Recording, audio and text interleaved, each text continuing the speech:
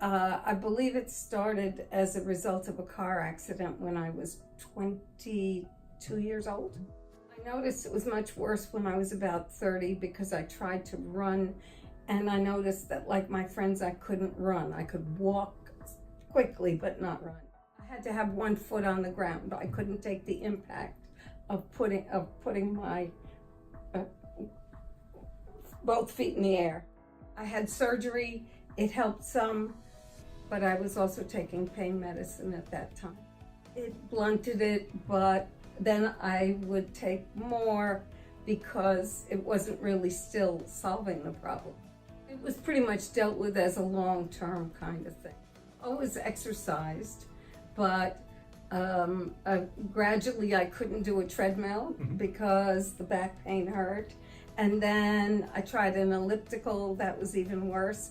And eventually I got down to a recumbent bike because I couldn't tolerate the pain. I do my job, but it's a sedentary job. And I love to travel. It certainly made me sleepy, and it dulls your thought processes, although no one ever complained that I wasn't talking to them sensibly. But I don't know. It didn't really seem like I could get off it. And since we've been talking about it and dealing with the injections, it's helped a lot, and to the extent that I'm really only rarely taking anything stronger than Tylenol. It gradually got better, but there were changes that we made that made it better and better, to the extent that essentially, except for driving, driving is still sometimes tough, especially if it's a long distance.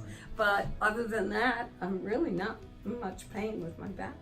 Well, I just didn't do the things that gave me pain, but by the time that I was 50, I had low back pain pretty consistently, and I'm 73 now. I travel a lot. I just went to China and did all the flights and the boat trips and the car trips with almost no pain. The man who was my same age was with a cane and couldn't move his knee, held us all up, I'm sorry to say. So I'm grateful that I'm this age and able to do what I do. He kept talking about how he was 6 months older than I was, but he really was struggling. He'd had an infection in his knee, and I didn't ask, but he looked like he'd had knee and hip replacements. So, I mean, I don't mean to make fun of the man, he's a lovely man, but he couldn't do what I can still do. So I gotta be grateful, right?